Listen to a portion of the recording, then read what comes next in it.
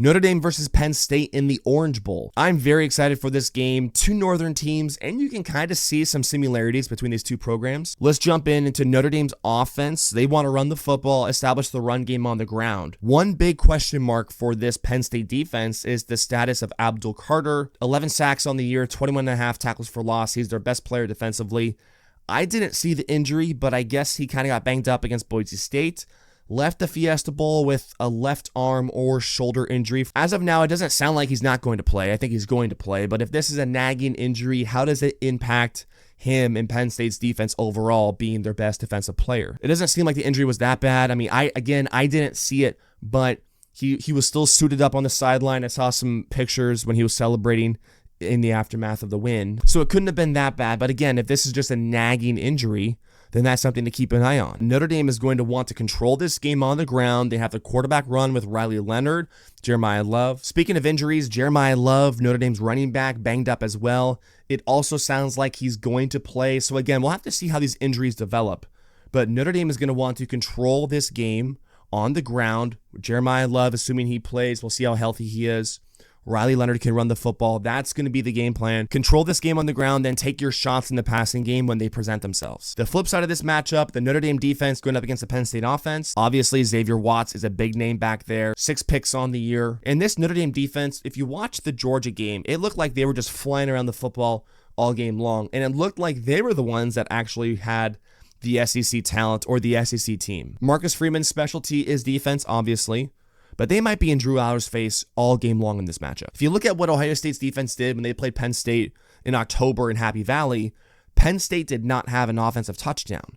Now, since then, they've made the effort to get the ball to the best player more, their tight end, Tyler Warren. He's certainly a weapon for them. I think Drew Aller's a pretty good quarterback. You've seen the development. He's making some really good throws in these big-time games.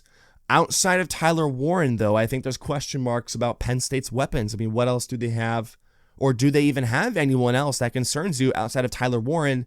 I don't think so, at least when you're talking about their pass catchers. So Tyler Warren, that matchup going up against maybe Xavier Watts and just the Notre Dame defense, that's going to be a big matchup to watch. Penn State also likes to run the football. They have a great running back duo, Nick Singleton, Katron Allen. But let's look at this Notre Dame rush defense. We cannot overlook them. They only allowed 66 yards on the ground against Georgia. I also think there's 2 more factors to consider here. One of them being the easy path Penn State had to get here, SMU and Boise State. They had no control over that, obviously, but now you're leveling up and playing this Notre Dame team that is way ahead of those 2 other teams that you already played. So I think just not even a shock factor. Not that they're going to be shocked to start this game, but there's a clear difference in speed and aggressiveness that you're not going to see against SMU and Boise State. The second thing here is just coaching. Both of these head coaches have received their fair share of criticism. Obviously, James Franklin's been receiving a lot of criticism for a long time now, not being able to win big games or the big game.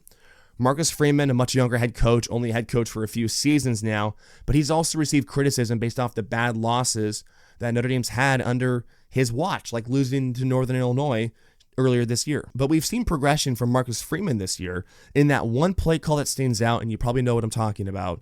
Late in the fourth quarter against Georgia, they're going to punt the ball in their own territory. They had the punt team out in the field. They sub everyone off. They bring their offense back on. That stuns the Georgia players, but they feel like, or they look like maybe they have a handle on it. But since they sub, Georgia can sub. So Kirby Smart and the staff sub in their players. But that caused confusion, created confusion. You're now running down the clock, hard count, delayed snap. You get Georgia to jump off sides.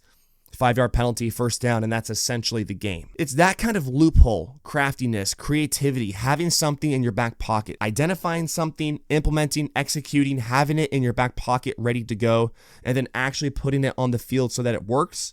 That was Marcus Freeman leveling up as a head coach. I think he outcoached Kirby Smart in the quarterfinals against Georgia, and I think you have to wonder if he's going to do that against James Franklin. So I like Notre Dame in this matchup.